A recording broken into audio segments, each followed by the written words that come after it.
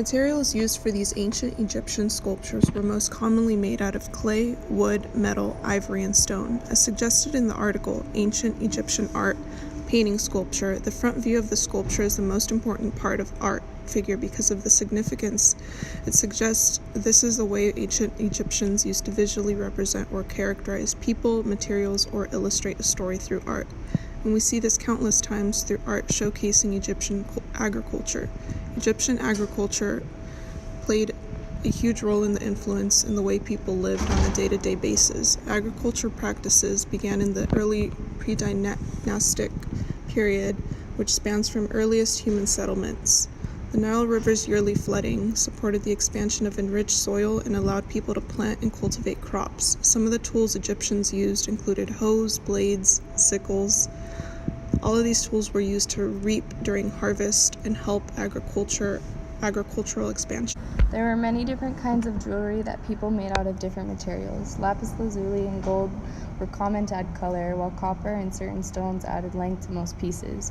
Jewelry was a good way to show status between families and nobility, all while showing off your wealth.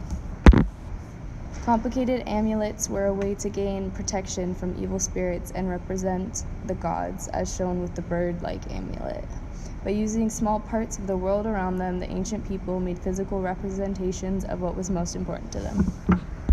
People have always wondered what the reasons were for mummification. Mummies were preserved the way they were because Egyptians believed that they would appear in the afterlife and be reborn.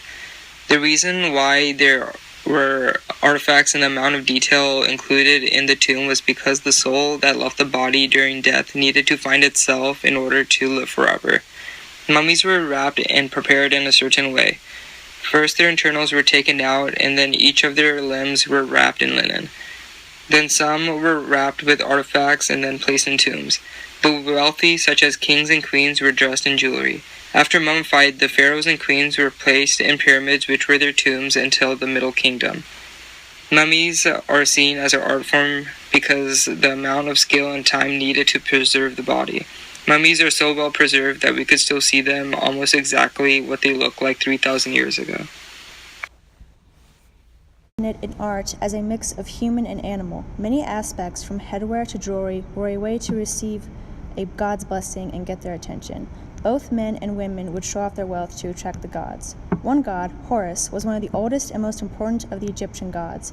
He was worshipped as a sun god and the creator of the sky. Horus is depicted as a hawk or falcon with a human body, and his eye represents protection and safety. Through artwork, he was created and integrated into people's lives. Da-na-na-na, da-na-na-na-na.